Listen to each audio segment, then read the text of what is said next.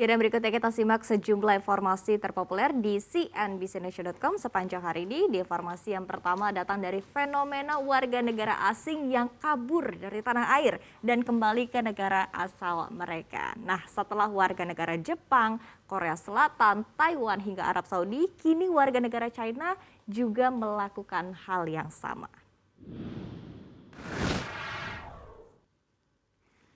Berdasarkan data imigrasi kelas 1 khusus tempat pemeriksaan imigrasi Bandar Udara Soekarno-Hatta, terdapat 2.056 warga China yang keluar dari Indonesia per 1 Juli hingga 23 Juli 2021. Jumlah ini menjadi yang ketiga setelah Jepang di mana ada 2.387 orang dan Korea Selatan sebanyak 2.537 orang yang pergi dari Indonesia. Berikutnya ada Amerika Serikat sebanyak 1.280 orang, Prancis 794 orang, Inggris 664 orang, Rusia, kemudian Jerman, Belanda, serta Arab Saudi, dan jumlah yang pergi dari Indonesia mencapai ratusan orang. Sementara sebanyak 353 warga negara asal Asia Tenggara seperti Thailand, Malaysia, dan Singapura turut pergi meninggalkan Indonesia. Meski demikian, sejauh ini belum terdengar pengumuman resmi dari China yang meminta warganya untuk angkat kaki dari Indonesia. Hal ini berbeda dengan sejumlah perusahaan Jepang atau pemerintah Arab Saudi yang secara resmi ataupun juga khusus meminta warganya untuk meninggalkan Indonesia.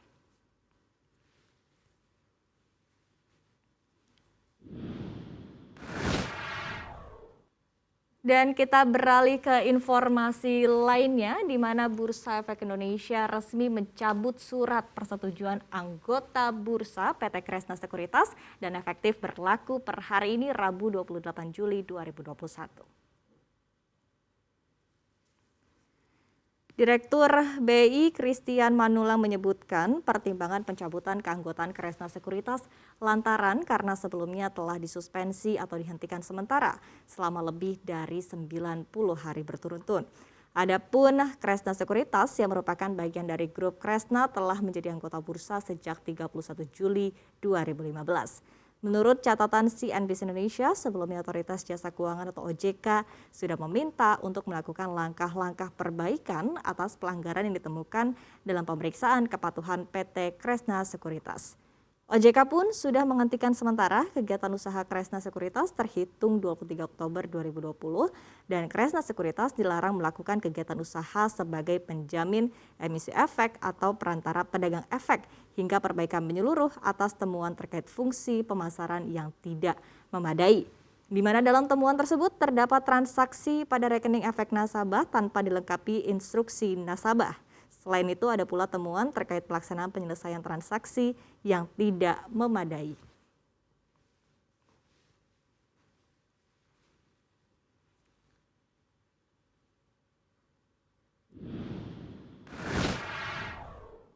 Dan kita beralih ke informasi berikutnya, Menteri Keuangan Sri Mulyani Indrawati mengungkapkan ancaman besar yang perlu dikhawatirkan bagi seluruh negara di dunia selain pandemi COVID-19.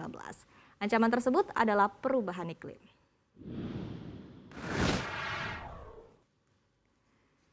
Sri Mulyani menyebutkan perubahan iklim adalah global disaster yang magnitudenya diperkirakan akan sama seperti pandemi COVID-19.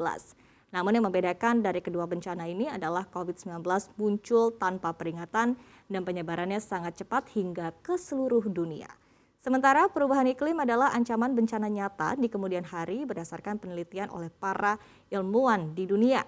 Sama seperti pandemi, perubahan iklim juga tidak bisa dihindari oleh semua negara.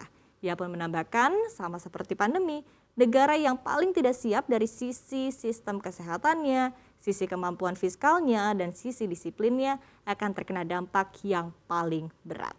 Ia juga menyebutkan semakin suatu negara membangun, maka mobilitas akan semakin tinggi dan penggunaan energi akan semakin besar. Maka tekanan bagi sumber daya alam menjadi semakin nyata.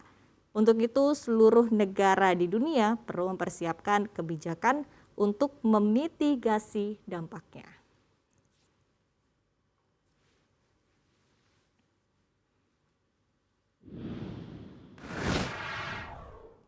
Dan kita ke informasi terpopuler yang terakhir, di mana Pemerintah Arab Saudi memilih bertindak tegas dan akan menghukum warganya yang bandel atau nekat berpergian ke negara-negara yang masuk ke dalam daftar merah COVID-19, termasuk Indonesia.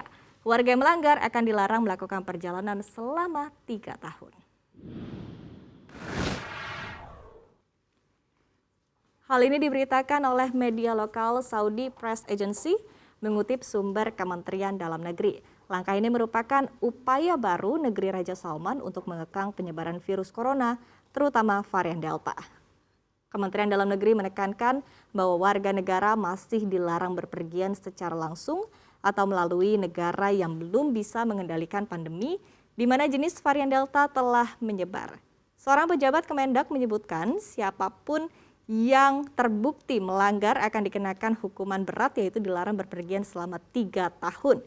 Adapun negara-negara yang masuk ke dalam daftar merah COVID-19 oleh Arab Saudi diantaranya Afghanistan, Argentina, Brazil, Mesir, Ethiopia, India, Pakistan, Afrika Selatan, Turki, Uni Emirat Arab, dan Indonesia.